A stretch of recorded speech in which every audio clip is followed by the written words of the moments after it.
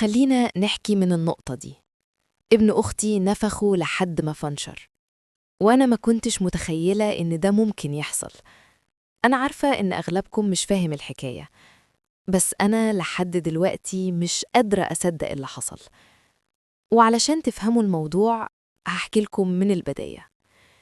أنا كل فترة بكتب قصص وحكايات على الفيسبوك والجروبات لمجرد إني أملي فراغي. أنا سني 38 سنة، متجوزة لكن جوزي في دولة عربية بيجي كل سنتين مرة. حياتي فاضية، ما عنديش ولاد، وأنا الزوجة التانية. هو متجوز غيري ومعاه منها 3 أولاد، وأنا اتجوزني لما اتأكد إن فكرة الحمل دي مفيهاش أمل، وخلاني على الرف. كل سنتين ولا حاجة يجي يقضي معايا شهر. وعلى فكرة، مراته وعياله معاه في الدولة العربية اللي شغال فيها، وأنا بالنسبة له يحب يحكي على النت، يحب يسمع كلام حلو، عايز يتفسح يجي يقعد شوية ويرجع، وهو ربنا فاتح عليه. وأنا ما أقدرش أنكر إنه كان مكفيني من الناحية المادية كويس جدا، بس نفسياً وعاطفياً أنا كنت بنهار كل يوم. حياتي صعبة جدا، أنا عايشة وحدي، طول اليوم وحدي، وكل حاجة وحدي. وده خلاني أدخل لعالم النت، العالم اللي فيه كل حاجة. في الأول كنت بتكلم أتعرف على الناس شات، وكنت فاكرة إنه هبني صداقات، بس طبعاً أغلب الناس كانت بتحدف من أول شات شمال. وفي كتير قوي أكاونتات بأسماء بنات وهم رجالة أصلاً، وغير الكدابين والمنحنحين وقلالة الأدب. يعني شفت أصناف كتير قوي، وزهقت من الكلام مع الناس وحواراتهم. بعد ما اتنصب عليا حولت فلوس على أساس إنها محتاجة 500 جنيه وهتبعتهم بعد ما جوزها يرجع.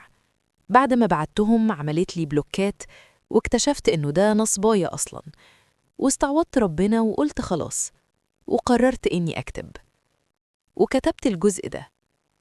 كان على غير عادته راجع البيت قبل الفجر، والمرة دي مش سكران، لكن واضح عليه الحزن والألم.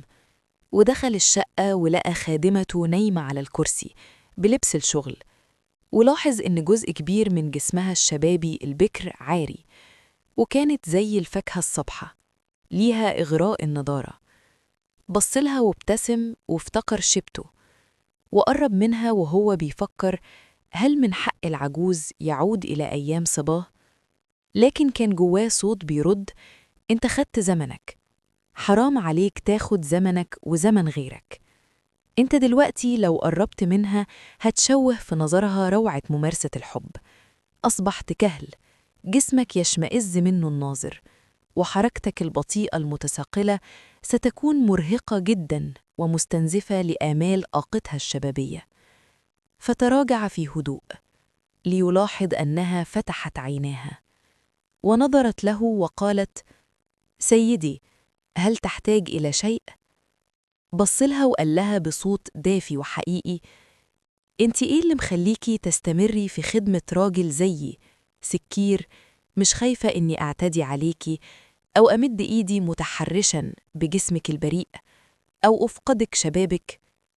بصت له ولم يظهر عليها اي ملامح ضعف ولا خوف ولا تحدي، وقالت له: قبل ما اجي اخدم في بيتك كنت في بيوت اكثر امان، أو تبان إنها أكثر أمان.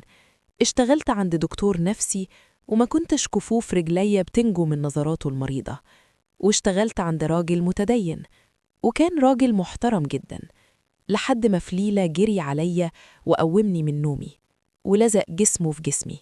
وقبل ما يرفع حتى فستاني سمعت صوت نفسه بيرتخي، والعرق بدأ ينزل، وزعق فيا وطردني وهو بيقول إني فتنته وإني فتنة، وما دفعليش حتى تمن خدمتي المدة اللي قعدتها.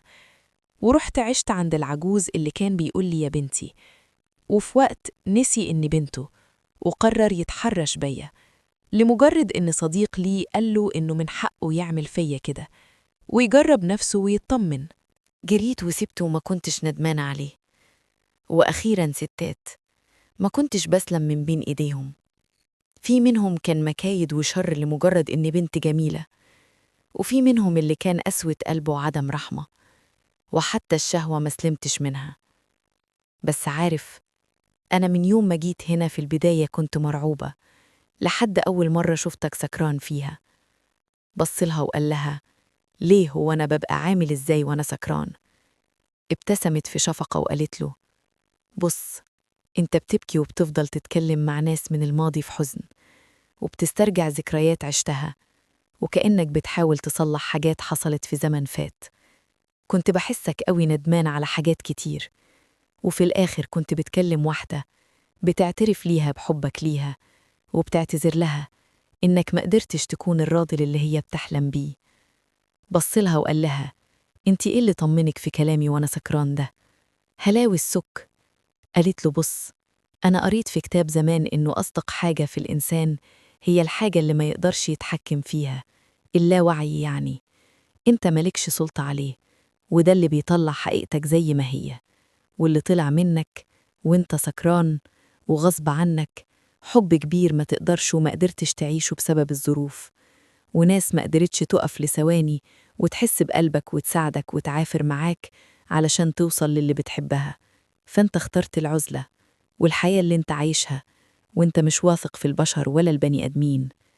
انت غرقان لأنك ما لقيتش يد تتمدلك. بصلها وهو بيحاول يمسك الدموع من عينيه.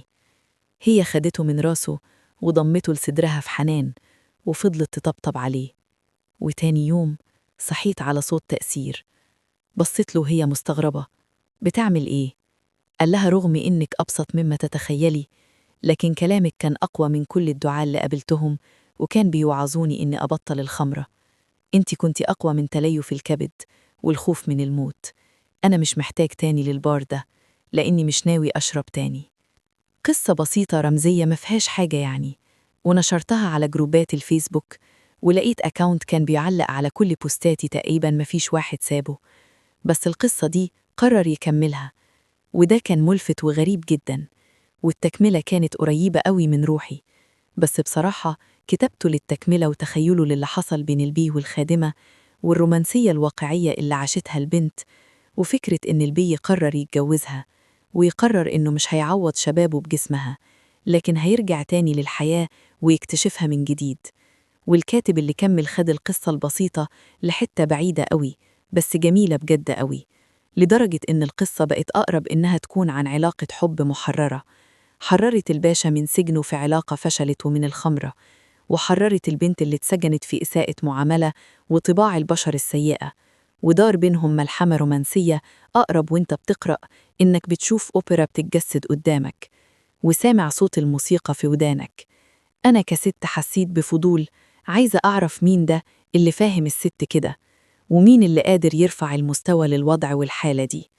والصراحة أنا اللي وأنا بقرأ الحروف بتتعض على شفايفي، وبحس إني عايزة أتحضن منه. ده إحساس مختلف وراجل مختلف قوي، ده اللي كنت بتمناه حرفياً. وقررت إني أدخل أكلمه خاص. وكتب لي: نظر إلى كل جسدها بعيون رجل يتذوق طعم أنثاه. شعرت بالخجل، لكنه لم يعريها بعيونه، بل دفأ خوفها بإعجابه. اقتحم أنوثتها ولكن بالطريقة التي اشتاقت لها. أذابها دون أن ينطق، جعلها ترتعش وهي تشعر بالدفء العجيب، وتسحر ويغيب عنها الواقع الحاضر وهي واقفة أمامه. وفي لحظة واحدة أدركت أنه يحرك أطراف أصابعه على مشاعرها كعازف عود، وهي أصبحت بين يديه لحن. طبعاً أنا ست بموت في الشخص اللي له كاريزما أدبية، وبعشق الراجل اللي كده. وحسيت بصراحة إنه في متعة في كلماته سحرتني، وحسيتها ليا قوي. وفضل ما يردش عليا تقريباً أسبوع كامل وهو بيكتب لي بس حاجات زي دي، وأنا تخيله إنه بقرأ حاجات زي كده، وده أقل حاجة فيهم لمدة أسبوع كامل. ده كتب في وصف كف رجليها. أنا حالتي كانت لو شفته مش هيطلعني من حضنه، لو فيها إعدام هتحضن يعني هتحضن. وبعد أسبوع كامل وهو مستمر، وأنا بكتب له عايزة أعرف أنت مين، رد وقال لي: حبات الذرة لم تنظر غليان الزيت، بل اكتفت بأنفاسه، فمجرد إن نفخ فيها تفنشرت. أنا فضلت أضحك لأنه البيت ده كلامي، وهنا ابتديت أحس إنه في حاجة غلط، ورجعت أقرأ كتاباته. هو كتب لي حاجات قريبة قوي من روحي في الكتابة، وقررت أسأله: هو أنت اللي كاتب الحاجات دي؟ بعت لي إيموجي ضحك، فسألته تاني. قال لي: هو أنت بجد لحد دلوقتي مش عارفة إنه ده كتاباتك؟ قلت له: طيب وتكملة القصة؟ قال لي: لو ركزتي في النص هتعرفي إنه قصة كتبتيها من 7 سنين، بس أنت نسيتي وعديتي نفس الفكرة تاني. ولما قرأتها قررت أرجع لك القصة القديمة. أنا قلت في نفسي إني عارفة إني بكتب وبنفسي، بس مين ده وإزاي معاه حاجاتي وحافظها؟ قلت له: أنت مين؟ قال لي: أنا اللي نفخه لحد ما تفنشر. أنا فضلت أضحك لأني كنت بقول كده لابن أختي وهو صغير لما كنا بنعمل الفشار، أقول له نفخه فيه لحد ما يتفنشر. بس اللي لفت نظري حاجة: إني بحب نفسي قوي، لدرجة إنه لو كان الكاتب ده راجل ما كنتش هتردد أبدا إني أقول له اتجوزني. وهنا حسيت إنه أنا مش قادرة أكمل في جوازي، وقررت أتطلق، وحياتي كلها اتغيرت، بقت أهدى بكتير. صراعاتي العاطفية يمكن شوية اتحلت، ولحد دلوقتي علاج الكتابة. لما بحس إني جعانة مشاعر بلاقي إيدي مسكت قلمي وابتديت أكتب. مش قادرة أتخيل في يوم إني أبطل أكتب. وعلى فكرة، ابتديت أحس بقيمة اللي بكتبه لما لقيت ناس كتيرة قوي بتستنى كتاباتي وقصصي وبتعيش معاهم حالة مختلفة بتطبطب عليهم. وحكايتي لحد هنا خلصت، بس حكايات القناة لسه بدري عليها. أتمنى ما تنسوش تعملوا لايك، وكمان تكتبوا في الكومنتات إيه رأيك في حكاية المتفنشر. ولو لسه مش مشترك في القناة، مستنيك تعمل اشتراك علشان يوصلك كل جديد.